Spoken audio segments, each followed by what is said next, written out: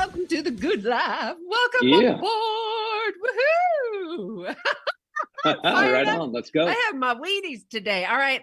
We are live terrestrial radio in the Pacific Northwest. Hello, everybody. Hi. And then, of course, we are simultaneously live on YouTube, Facebook, Twitter. Am I missing anything, Benny? That's the ones I'm hitting them at. Check, and check. You got it. So if you are or desiring to see us noodling around on YouTube, please do that. All you got to go is to YouTube and just type in 1150 AM and you will see us chatting, and myself and Benny and my guest we have today. Remind all of you, if you want to receive the show notes, the juicy love bumps that I offer and give you in the newsletter, which of course we want you to have every week, please just go to Clarity with Sue and sign up with the newsletter and we'll get you connected. We've got a lot of things happening behind the scenes and I'm totally teasing you. But please sign up for the newsletter because there's a lot of great things that are happening behind the scenes and I want you to be involved. Of course, we're in all the social medias and all the SoundClouds, podcast world, iTunes, all of that. So make sure that you subscribe and give us, I say 6-star review because why not? Shoot for the stars. Let's do it. All right, you guys. Clarity with Sue. Hi, I'm going to bring on my guest and you know how this all goes. I'm going to do the formal bio and then we're going to get to know him personally and his story and you'll get to know his energy. So here we go. So Brent Yates, and he has a book that we're going to be talking about today and his journey and educating and loving on you. So here we go. Brent Yates is a serial entrepreneur with over 30 years of experience and success as a business owner, philanthropist, and investor. A leader in natural gas industry and an Ernst & Young Entrepreneur of the Year nominee. He is now a coveted speaker. Despite having money and prestige, his life journey has been neither smooth nor straightforward. In 2007, he was incapacitated by a mysterious illness, a crumbling marriage, shattered familiar relationships, and suicidal thoughts. At his lowest point, God put people, organizations, and resources into his life that came around him and lifted him up from his knees. We got lots of juicy stuff to talk about, don't we? Let's go. Okay, I could keep going with the whole formal bio, but like I said, let's get to know you, your why, sure. Where this all transpired and came from. Yeah, my story is I'm 61 years old and I think I met my current wife. I got divorced 26 years ago, I guess. Christina. I'm sorry. Yeah, Christina, I married 6 years ago. And after knowing her for about a year and then obviously marrying her, she kept encouraging me to write a book. And I was like, nice work, Christina. What do you mean, write a book? Yeah. and I have a life coach that I've been with for 13 years. And they were together, trying to lay this book out. And I'm like, I really didn't feel it at that time. And over the last 3 or 4 years, through her encouragement, and then through a really cool dream that I'll share with you, yes, I became inspired that it was time to tell my story. But without those two, that very well, I think for everybody in your audience, if people are telling you to write a book, it can be a little scary, but at the same time, you kind of listen to that and go, okay, they see your life. It's hard for me to visualize what others see. And what I realized in the last 3 or 4 years is I'm so blessed. And to share those blessings and the grace of God and what he's done in my life, like not do that would just not be, wouldn't be fulfilling in my life to know that I didn't give the glory to God where it definitely belongs. And I've had God in my life, my whole life, but at a different level now. And there was, you go through periods, whether you're in reboot, whether you're going through tough times in life, right, where, at some point you realize that, without the man above and his powers, that this life is pretty rough.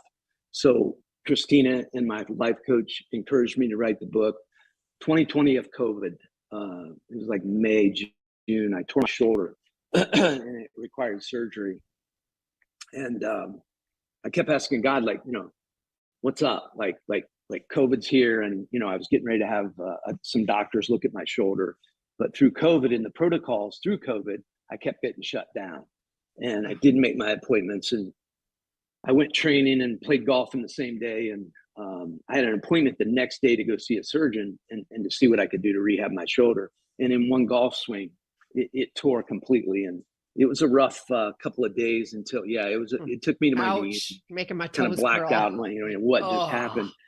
But, into those next weeks where you're now doing MRIs and meeting doctors and trying to figure it out, I kept asking God, like, why did you have to tear my shoulder? I was getting ready to go do rehab and see surgeons and, try to do it that way. And I kept hearing back nothing. And then about 2 weeks after the surgery, and I also have these dreams to mix in too, but 2 weeks after the surgery, I finally heard back from God.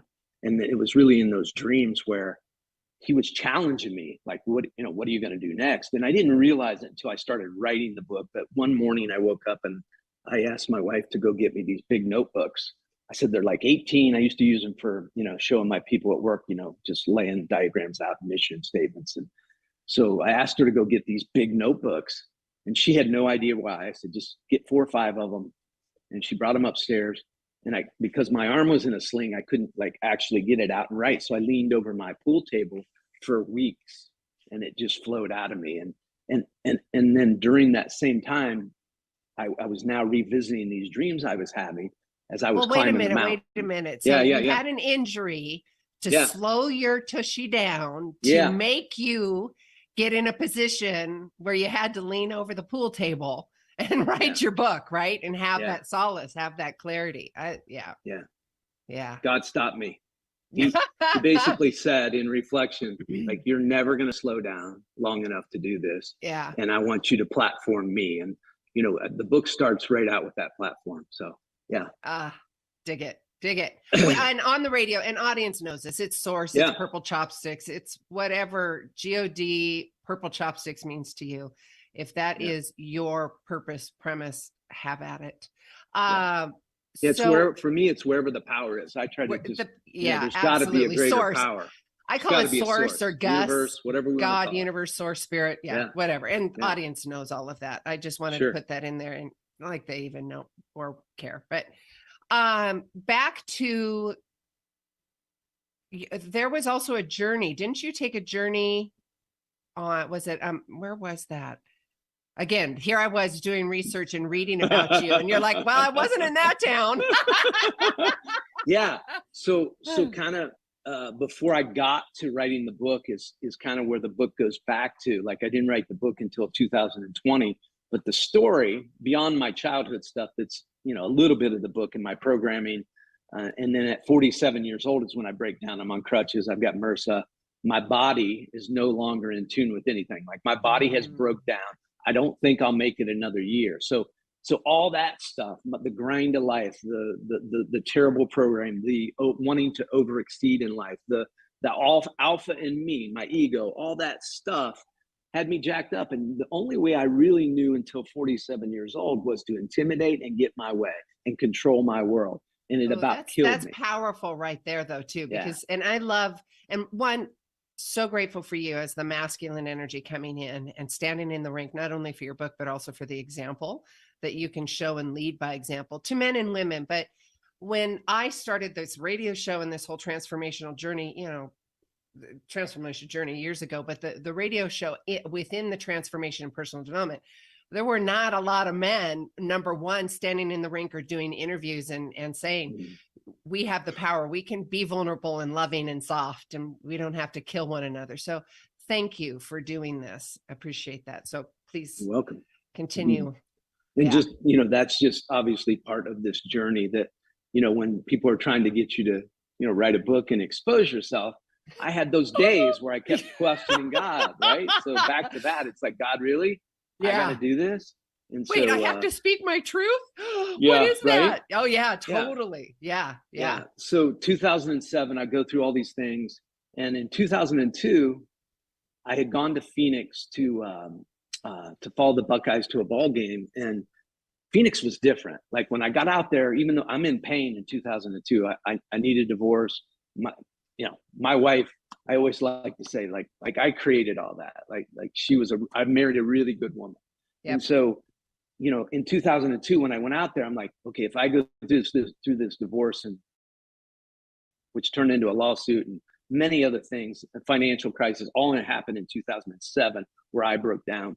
But in 2002, when I went out to Phoenix, I sensed a different energy out there. I sensed that life could be different. I sensed that I could make a change there if I went through those things, which I did in 2007. I didn't know it would be at that scale that I went through things, but now I'm in really bad shape, and I make my way to Phoenix, and that's where it happened for me at.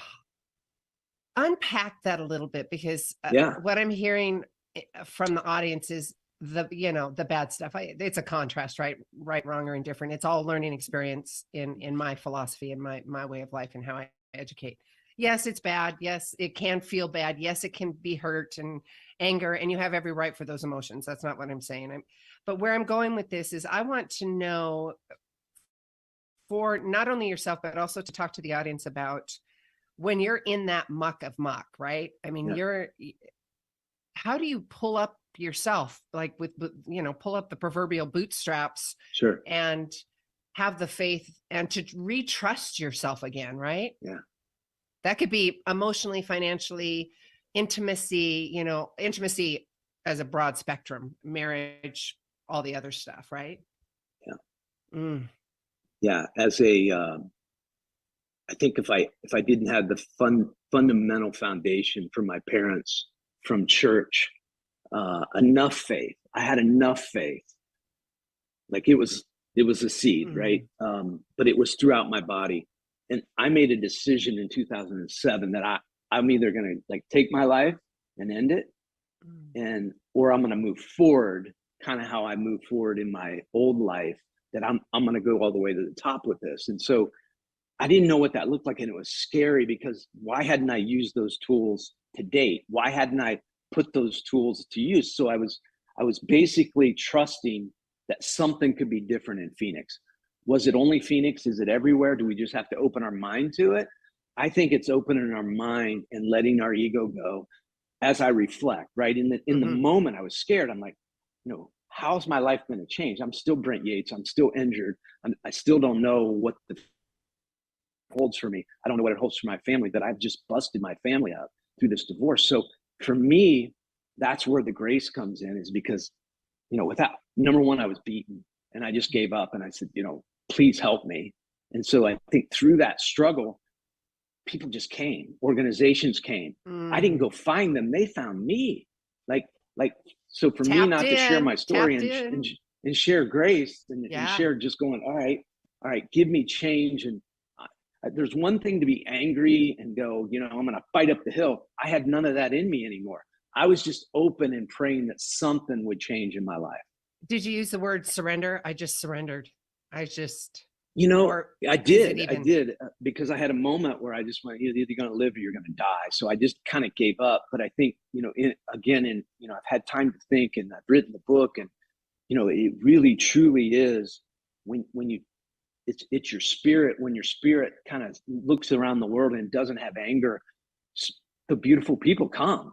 And so they saw me as beat up. I don't know that I attracted them. I didn't attract them with a high energy, but the beautiful people came. They're still the most. I can name 10 people that I've known people I've been in this place for 14 years, where I've been enlightened and energetic and different mindset and reprogrammed.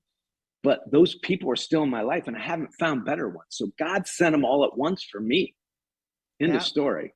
Hey, wait a minute. It goes both ways. It's an even exchange of energy, because in my belief, right? And I believe that you completely attracted all of that to you, and likewise for them, because it's an even exchange of energy. And I can guarantee, even though I don't know, but knowing the journey in your book and what you're doing, you have completely inspired those 10, 12 people that have been around you, right? What's beautiful is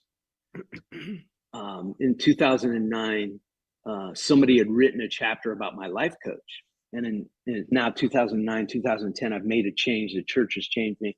I've been inspired many, many ways. And I kept thinking, I'll never be able to confirm my life coach like that guy did in his book. I still didn't, this is a process. This isn't just overnight. This is a discipline for life where you're always seeking peace. And so for me, those people are still here. They're on my team now. That was the specific question. But yes, I am inspired that all these people are on my team. There's 2 or 3 pastors that came into my life, and they're right beside me. My life coach, my trainers, I could go on, and new people along the way, certainly, that I've inspired with my new energy and zest for life and where we're going with this whole deal, and where, I think yeah, they're on my team still. They are. Yeah. Pat yourself on the back. It's amazing to be able to reflect and look at that. And then also the genuine and authentic appreciation and love and gratitude that is commingling within that, because it's a builder, right? It's just beautiful. Talk to me. Sue, that's the gravity of up, and we're going to get to that. But that's that whole momentum thing. Segue, baby. That's it right there. I don't know if it's time for a commercial, but we want to get there. We've got a couple more minutes. Let's talk about the contrast between the old self, the old self that is the ego and fighter and then to the human that you're choosing to show up to be now. And I want to talk about that contrast and unpack it a little bit so people can recognize that within themselves and ask them the question, maybe I want to change before that happens to me. Right? Yeah. Thank you. That old guy's still there. Yeah. And so what's interesting in that dynamic is, so now we're 2010 and I have made a huge shift in who I was, what I put off, how I operated, how I thought, and how I wanted to be. And I had to leave Phoenix. I was going back and forth anyway, but I had a business in Ohio that I was still running. And so I still had to, so now I had 500-600 employees in Ohio, construction guys. I'm a construction guy. The hat, you see me today, but the hat is like, I've worn a hat for 50 years and I'm most comfortable in a hat. I've got hair, but I'm most comfortable in a hat. And so what's Christina say? We're going out tonight, no hat. Yeah, she doesn't tell me that. That I have truly, like, she's just good with me. And that's anyway.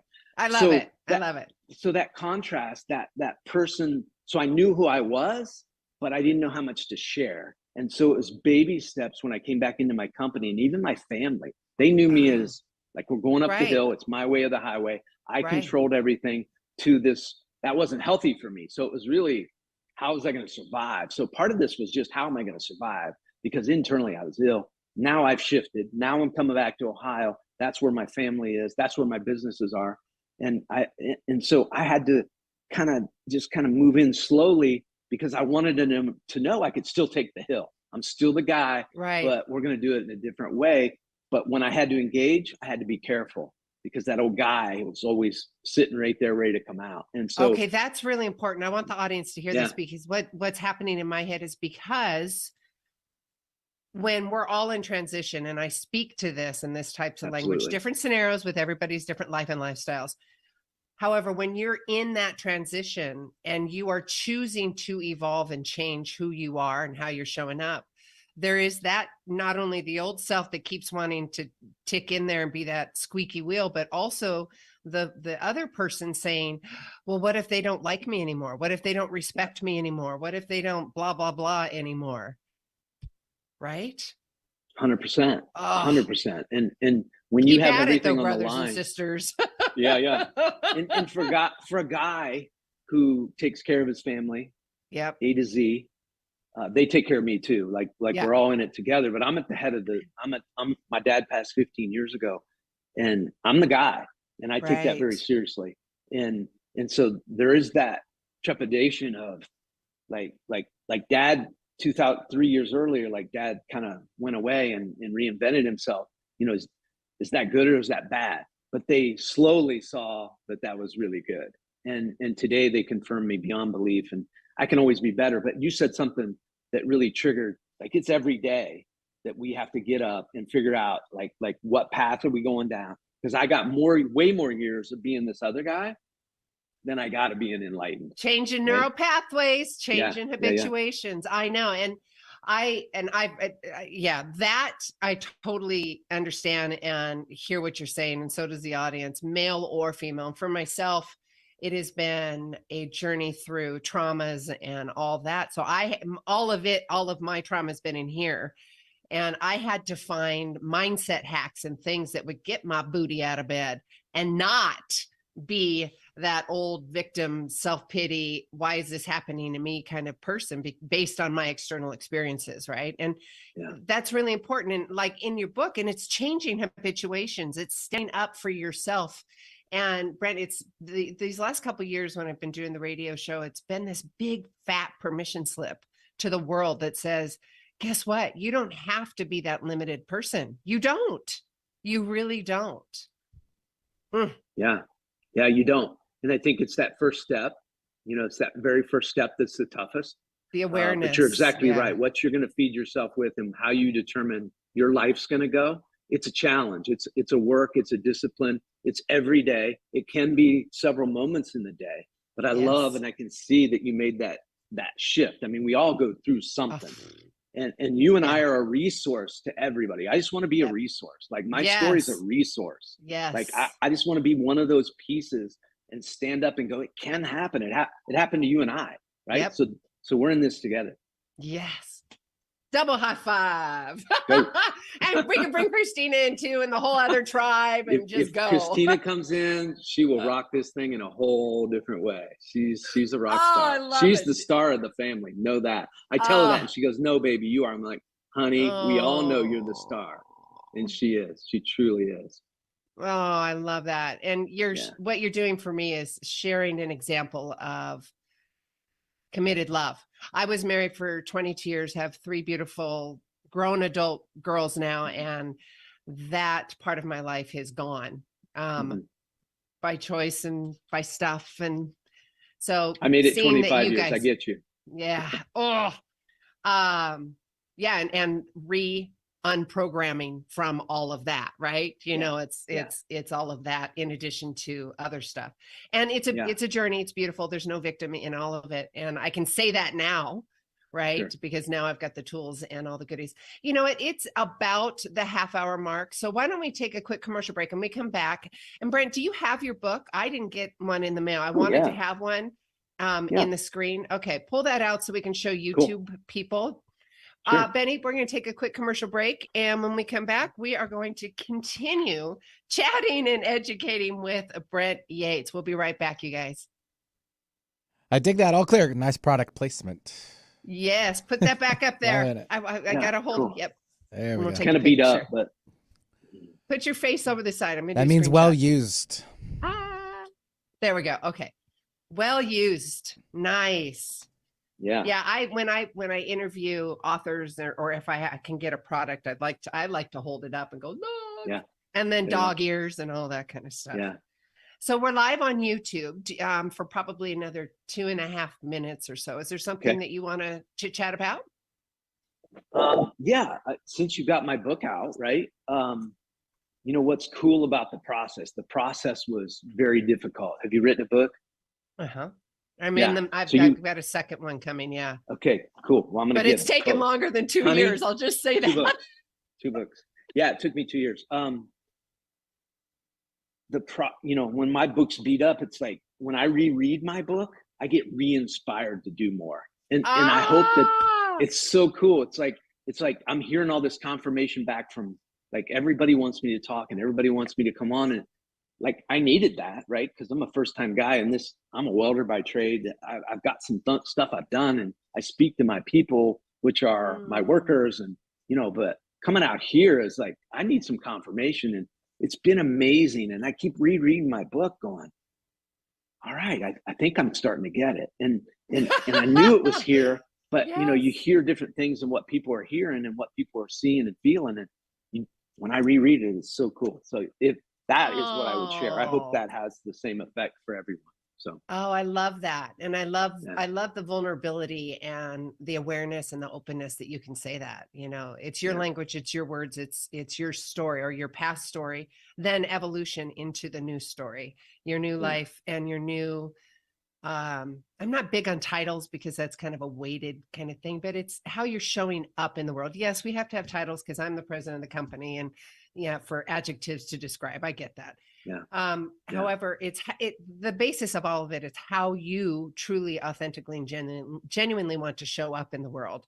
And look at what you've done with Y'all ready this to come baby. Back? Yep, we're Sorry, ready. Here we go. Coming to you on a dust road. I want to go dancing. Woohoo! Dab.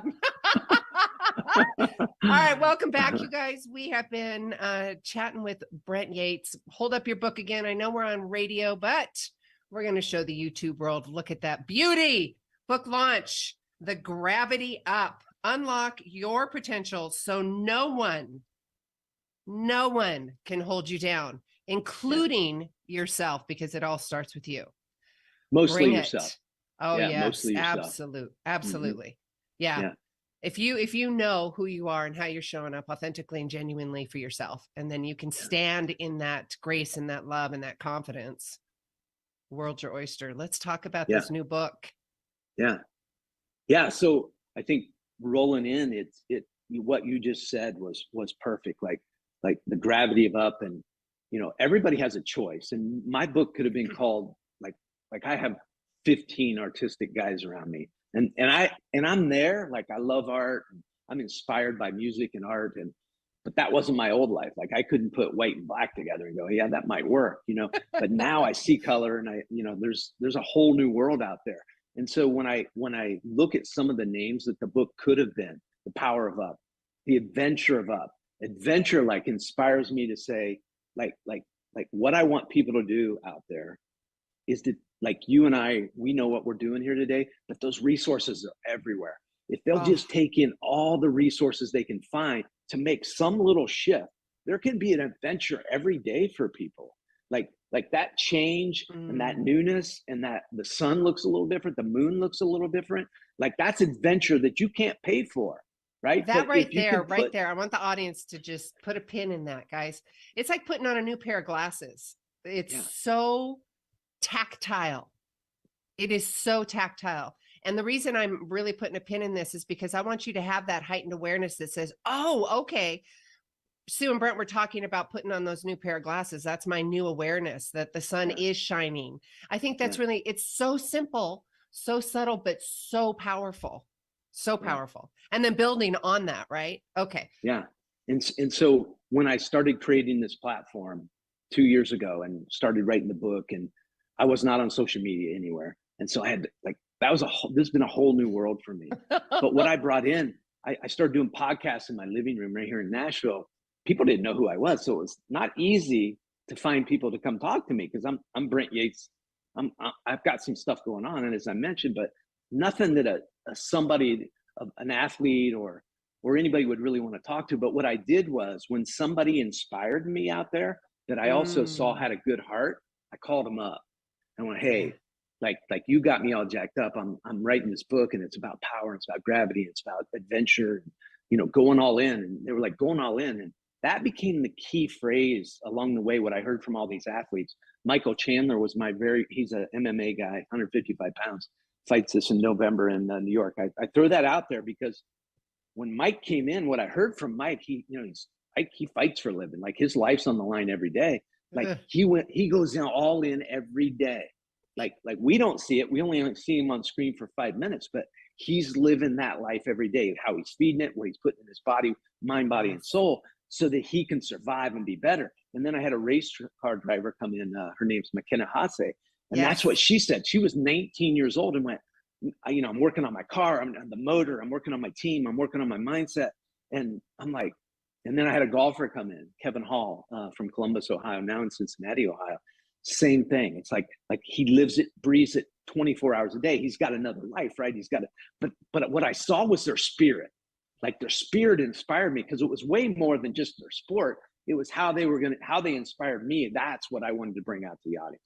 So I kept going all in. And so just like this new life, if people will catch this energy that you and I are putting off, like they can change and see that change. So that, Yes, I I probably got love off the it. tangent. Bring it, Brent. Bring it. Do you? I love it. Yeah. Talk to me. Walk us through a couple. Well, I would say the whole book is your favorite, but I'd like you to kind of lean into our conversation and intuit what you want to talk about with the book, because I want people to taste Sure. the book from us today, and then Yeah. we'll let them know how to get it.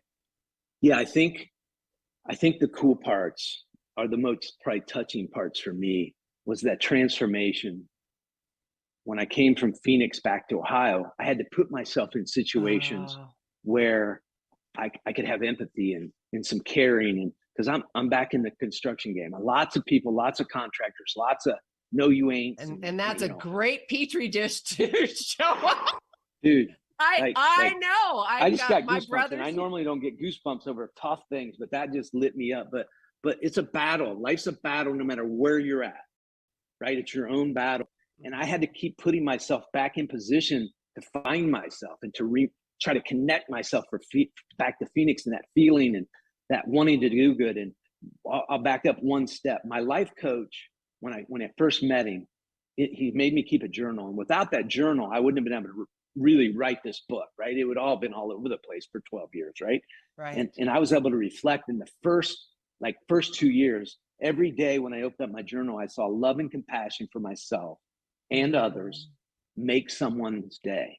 And so those two principles became like, even today, it's like, okay, I woke up, it's about me, I'm going to get ready for this show, but make it about somebody else. Life is bearable. Life is worth living when we figure out we can brighten somebody else's day. Just a wink of the eye, a nod of the cap. And through COVID, we've lost that, right? Everybody's so disconnected. And I'm wanting to connect, right? It's my time to connect. See me, right? I want to connect with you.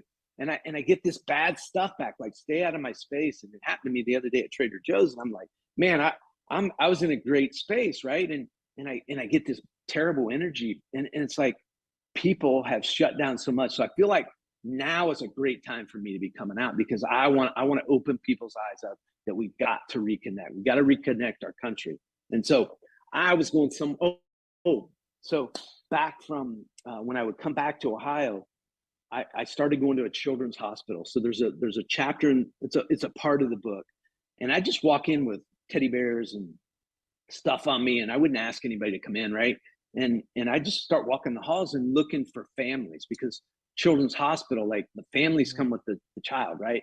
Yep. And typically they have very little to no money, and they certainly can't afford to be off work, and everybody's struggling. So I bring gift cards, and I just walk in this place and start handing stuff out and cheering people up and giving them energy. And I kept putting myself in that place. In this one short story that I share in the book, I see this little girl coming, and she's being wheeled down the hallway.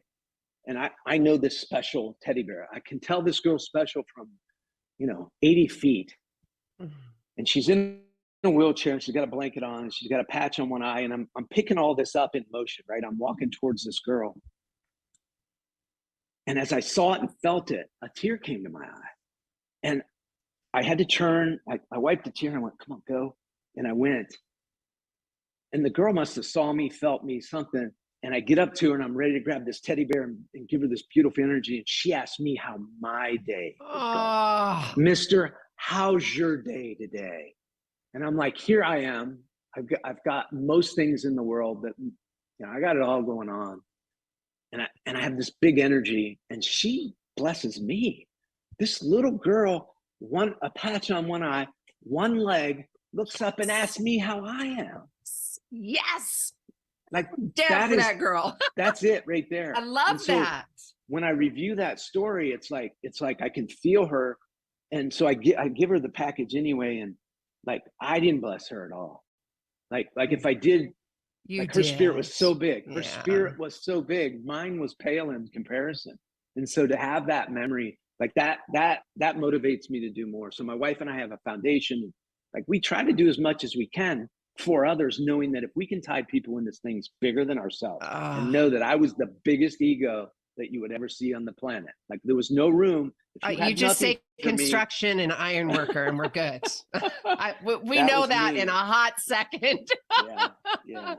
So figuring out that life was about way more than Brent Yates made it very livable. I'll say that, and want to do more. It inspires me to do more. And thank you, Brent, for that. And also thank you for setting up the charity and sharing the story of the young gal at the Children's Hospital. And something's coming up for me, and I'm just going to intuit and go with it. Receivership. As you're telling this beautiful story and she's blessing you and giving you a gift, it's an even exchange of energy because you're doing the exact same thing for her, right? It may not transpire in the actual moment that you're seeing it, because in that moment you're having an emotional reaction, and then you walk up to her and you see her in a wheelchair, and your mind's telling you something different than her heart is saying to you. And I also want to say that receiving a gift is just as important as giving a gift. So receivership is a really huge thing that I talk about, especially as a mom. Well, empty nester now, but there's that whole give until you were exhausted kind of thing. And, oh no, I'm fine. I can deal with it. This, right? Oh, I'm fine. Don't worry about it. And then you fall apart. And then all the people that you were giving that were takers, they're not around because they're used to you giving above and beyond and them taking. And then you're sitting there going, but we as humans, we did it to ourselves to learn and to expand. So all of that in a big, huge container of what I'm saying is, please, the gift of receivership is just as important as giving the gift of giving. Yeah. You have to refill. And I think there's a lot of cup stories and dam stories about water flowing and, filling yourself back up. I used to look at that as weakness. I used to think, a sabbatical, who needs a sabbatical? Who's got time? Who's got time for a sabbatical? Who's got time to go reboot? And it's really cool. Do I have 2 minutes? I don't know how much time we've got 20. Can we go longer? Because I'm feeling we're going to need it up. Oh, it's only 8. Well, it's only at 8:40, so we've got till 58. So you're good, babe. Go. Yeah. So this is a Matthew McConaughey story, and he came out with Green Lights like 2 years ago. I'm guessing, but 1997 he was in the book, a movie, A Time to Kill, and he was already I was seeing him, but I didn't know. I saw this guy who was good with the world, right? This special. He was just good with himself, connector, right? So confident. Had the swag. He had it all going on, and everybody wants that, right? Everybody wants to be that guy, and I'm sure there's a girl out there that has the same thing. But I recognized him, but I didn't know how to find him. I didn't know what made him tick. So 1997, and I pick up this People magazine. And audience, him meaning what Brent's saying is him within himself. I just wanted to make sure that I communicated that. And so I pick up People magazine, and I'm flying to Phoenix, 2013-ish. And Matthew's on, and I love Matthew. I've seen his movies, this energy that he has, this coolness, this swag that everybody gets. So I read this People magazine about him. And in 1997, A Time to Kill came out, and he was already kind of on our radar, but not really. And so as soon as that movie came out, he became it. He was the guy. Everybody wanted him. Women wanted him. Guys wanted to be like him. Producers, you name it. Everybody wanted to talk to Matthew. And Matthew, what he did, he recognized he was out of control. He was partying. He was all over. He had women everywhere. It was just hands open and arms open, and it was coming. Yeah. And so what he did, and I recognized it in 2013, what I would have never recognized, he dropped himself in Peru for 7 days. Yeah. Right. The guy, Matthew McConaughey, goes, I got to find myself. Yep. So he drops himself in a rainforest, no help. He's got enough food and water for 1 day, but he knows he can live off the land. That's where he came from. I couldn't do that. Right. And so they drop him there, and day 2, he's ill. He's violently ill. And this is 2013 when I'm reading this. He's violently ill, and he thinks he's going to have to radio for help, but he doesn't want to because he hasn't found himself. He hasn't gotten reconnected yet. And so day 2, he's puking, he's vomiting. he goes to sleep on this trail, and he walks this continuous, like a trail on around a football track, like around a football field. He's walking this trail because he knows how to get, even if he gets delirious, he knows he can find his pickup spot. So he walks this all day long because he's afraid to get off this trail. So now it's a dirt path. It wasn't really a trail, but he turns it into a dirt path.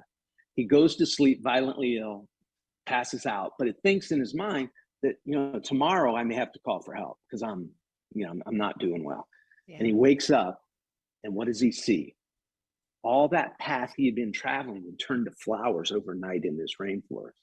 And what he says in that moment inspires me today. And it's, all I want is what I can see, and what I can see is in front of me. When I read that, I then knew that I, as a now a 53-year-old guy, like, I got to seek that. Like, I get it. I'm tied into it. I know what he wants. I know what he's looking for. I got to work every day to find that. I don't want to go get dropped in a rainforest. I don't either. I don't. 7 days of time is 20 minutes a day for us in a year. That's 20 minutes a day for you and I to go, I got to find my special spot where I can be grateful, where I can be mindful about what I want in my life. And so that's all. He did it for 7 days. And I thought, and so as I think of all this and I talk to people, it's like, is your life not worth 10, 15 minutes a day of putting the right stuff in there, getting quiet and really listening to what's out there for you to really hear? And you can't listen to it. You can't hear it if you don't slow your mind down. Yep. Right? It is. We're programmed, media, we're programmed for the rat race, realistically and metaphorically. It is a rat race that we're buzzing around in, and we're hitting walls and we're bouncing off, and it is simply yet profoundly take the moment of gratitude. And I've been talking about this for years. And this show was called The Gratitude Cafe until I redid my branding. But the principle and how I show up in my code of conduct is always the foundation piece of gratitude and appreciation for just getting up in the morning, for, breath in my lungs, walking the dog, the smell of spring and fall, just the simple things, the trees dancing in the wind, and really feeling into that and building from that, right? Finding that new neural pathway, finding that new self-love, self-care, self-trust. Yeah. And there's no way, when I saw you very first thing on the screen, that if you don't show up this morning, whatever, you're an empty nester. So we have a little more time, right? I'm 61 years old, but for you to show up with the energy that you showed up with, like, you work on yourself. It's a discipline, right? It's a practice. Like, you seek it. Yeah. Right. Yeah. It's a practice. And I would think, no, I don't think, I know, because of the contrast that I have put myself into, I know that if I don't already have a practice, an intentional practice in place, shiitake is going to hit the fan, and I'm not going to be able to show up the person that I truly and authentically, how I want to show up. Now, I'm not saying it's a perfect science by any stretch of the imagination. That I'll loop in and loop out, and I'll fix it if I want to fix it, and that's okay too, right? Sure. That's all part of the growth thing that, I feel alive, you feel alive, because we know there's more. And that is part of the growth, like the adventure that, like, I found 12 years ago. Like, you and I are going to find new adventures at new highs. We've been somewhere, but we're always looking for new inspiration, right? Yes. And what about leaning? I was just having this conversation with another girlfriend Sunday. We were talking about, because a leap of faith, massive leaps of faith. And where I'm going with this is completely trusting in source, whatever your source is. And my conversation with her, because I've had massive leaps of faith over these last few years, and I literally leaned so much into my source. I said, source, listen, if you want me to leave my community of 40 plus years, my children, all of that, and move to a different state, you best be showing me some big signs that I cannot deny. And sure enough, and it's been grace and ease ever since. However, I'm still in the process of unpacking emotions and learning. And I think that's important for us to communicate to say to the audience as well, you're going to keep unpacking all of that stuff. And it's the honoring of the unpacking, looking at it and then swiping left or flicking it off. So where I was going with all that, having gratitude, appreciation, trust, and that massive leap of faith. Can you talk about that? Wow. We've got good 10 minutes. Yeah. No, I think I don't know that it was such a leap of faith for me versus really survival for me. So I think, the leap of faith. Well, isn't it? Oh my God, I can't survive. I'm going to have to take that leap of faith because I got nothing else. Yeah, it was that for me because I didn't know if I would make it much longer. Yeah. And so when I hear your story, I'd rather connect with what you just said. I know you asked me a question, but it's gone. Oh, don't worry about it. Because just I'm interested. You creating space, all of us creating space with people around us, with what we put in. Like we often, I think people looked at my life at 47 years old, and I got to go create. I created space, 2,000 miles from the darkness, what I saw as darkness. And now I've got a home in Ohio again, and my kids are there, and there's brightness again. But creating space, that's adventure too, right? Like you get to show up somewhere. You're still on the air, but everybody you meet, it's all brand new. And that's all part of this adventurous life that we'll get to lead if we want that. And I think many people, we just don't know any different. I think people I talk to, and it's hundreds, like they don't know any different. They don't know that it's available. They don't know that it's free. Like what your show, your show is free. Like nobody's paying for your show, right? That's a whole different gig. But what I'm given, like there's a cost for the book, but I have a website that they can go to. And here's what's really cool about my book and my journey is I still have the same life coach. And in the back of my book, he goes through about, 14 visualizations that we did along my journey in the book that are absolute the same ones that got me through a situation and helped me, to overcome whatever that is. And so we probably have 400 or 500 visualizations today, and I'm able to tap into that. You said something about resources earlier, like you're always moving around because we want to go higher, right? You and I, like we're the whole adventure, this whole gravity of up is, there's no destination, right? It's a direction we want to go.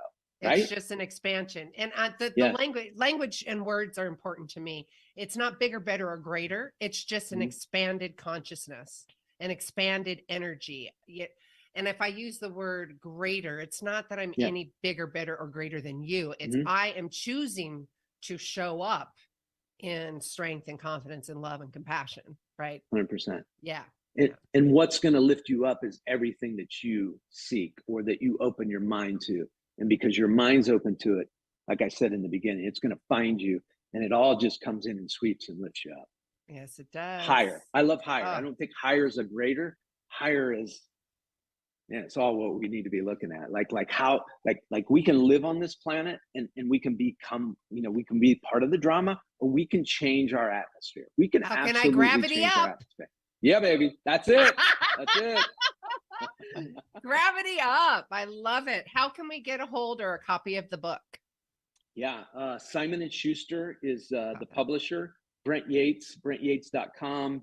Gravity of Up.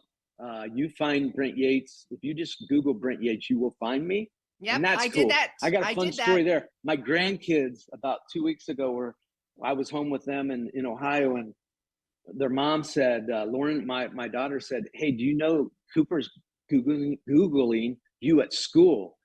And you talk about proud, right? Like I've had a lot of things I could be prideful about through my life. And that I think I was as proud of that as anything. Like he's sharing me with his friends at 6 and 7 years old. That was cool. Anyway, I don't know where that was going, but well, I love that you recognize that, because I call that a heart pride. It's not based from ego. It is just that heart pride that is just in a container of love and that compassion for yourself. So I love that.